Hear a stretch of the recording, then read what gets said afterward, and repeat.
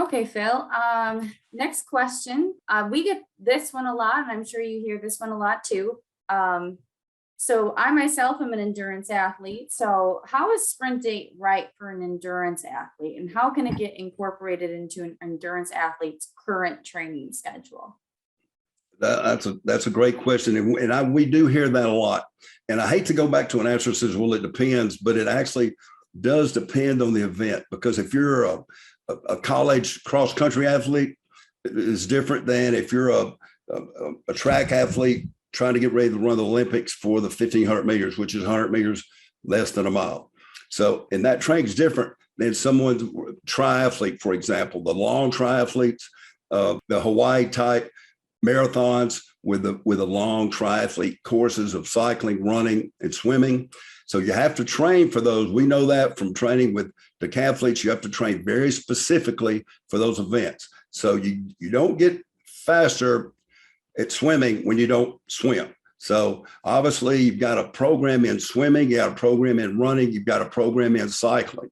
And so Sprint 8 will supplement all those. And many times, if you program it the right way, you can actually run a Sprint 8 inside of your running training. So if you run really fast for basically less than 30 seconds, that's somewhere between 60 meters and maybe 120 meters for long endurance athletes. If you hit that really hard, jog slow for 90 seconds or even walk, you can do Sprint 8 inside the running program. You can definitely do Sprint 8 inside of a swimming program by sprinting hard and fast 25 meters. Unless you're a trained swimmer and you have great technique, then you probably have to go 50 to equal the same intensity of most of us swimming at 25. The only challenge really comes in on the cycling part. And the reason why the cycles today, the bikes today are so efficient, which means that they make it easier. They're trying to, be so efficient that you can pump with less energy and go faster and farther in a shorter amount of time due to the technology built in the machine. But what that means is, from a sprint standpoint, it's hard to get the intensity that you need for a true cardio sprint outside on a bike, unless there's probably a hill involved where you can sprint uphill. So that means that you can take Sprint 8 on an upright cycle or recumbent cycle, work the exact same muscles that propel the movement of cycling, and supplement that work and almost do a cycling speed workout in 20 minutes to supplement that. So you can either do it, 3 days a week. You want to work fast switch fiber 3 days a week. It takes about 48 hours for the super fast fiber, the 2X fiber, to heal. That doesn't mean you can't train the next day, but typically speaking, you want to space that out with 2 nights sleep so that muscle heals in the process.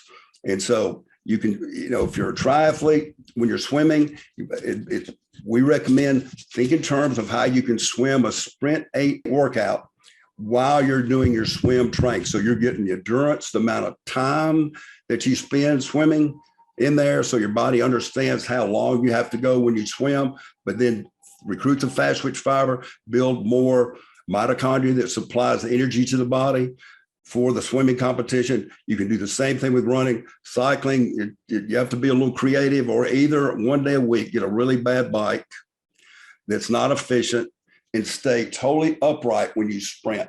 Don't bend over and tap into the efficiency of the machine. Make it intense and hard.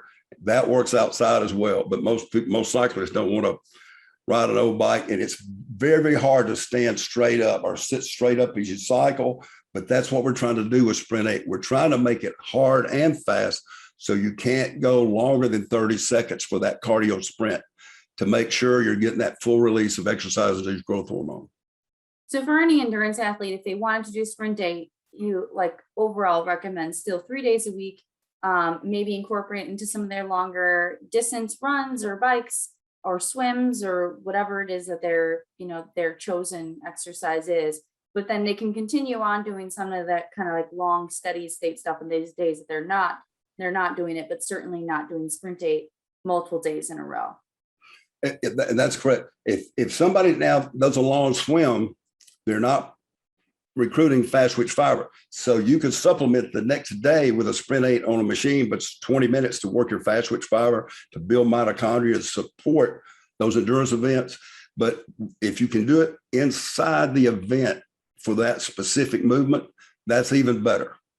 So that's what we encourage people to do if possible. So you're training 3 days a week, but then if you want to do extra training, in a perfect world, you would supplement that with Sprint 8, not to do Sprint 8 several days in a row, because you need about 48 hours. You do really need 2 nights sleep in between Sprint 8. So the fast twitch fiber that's been recruited and traumatized during the exercise has the opportunity to heal back bigger and stronger. Well, that's great advice to any endurance athlete, because I think it's so easy to get stuck into just going to go for a super long run or a really long bike, and your body always adapts. And so it's really good to incorporate some of that, the speed work, like you're saying, to see the results I think people hope that they see even when they do these really long, drawn out workouts. I can tell you this, though, it is pretty exciting. In every case that I get that question from someone that's an endurance athlete, I'll always hear a week later, just a few workouts like, man, it makes a difference. I'm running a half a minute a mile faster. I looked at my watch. I thought it was broken because I covered so much distance so fast. You get great results when you work fast twitch fiber, work your heart muscle anaerobically, and you're building mitochondria that produces ATP, which is energy in our body. So basically the source of endurance is how your body makes ATP inside the mitochondria in your muscle cells. Dudley's research back in the 1980s shows that when you exercise at 95% or greater, you can double the amount of mitochondria you have in your muscles. So if people started Sprint 8, we did a biopsy, most people would have about 1,000 mitochondria per muscle cell. At the end of 6 to 8 weeks of training Sprint 8, more probably than not, that same person would have at least 2,000 energy producing ATP, energy producing mitochondria. So their endurance goes sky high in a short amount of time.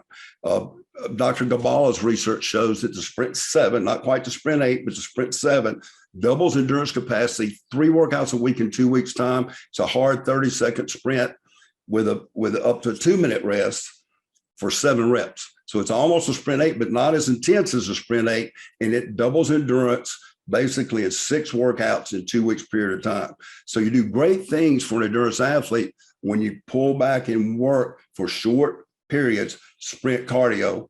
And we know Sprint 8, been tested, been researched, it does a great job for you in the shortest amount of time possible.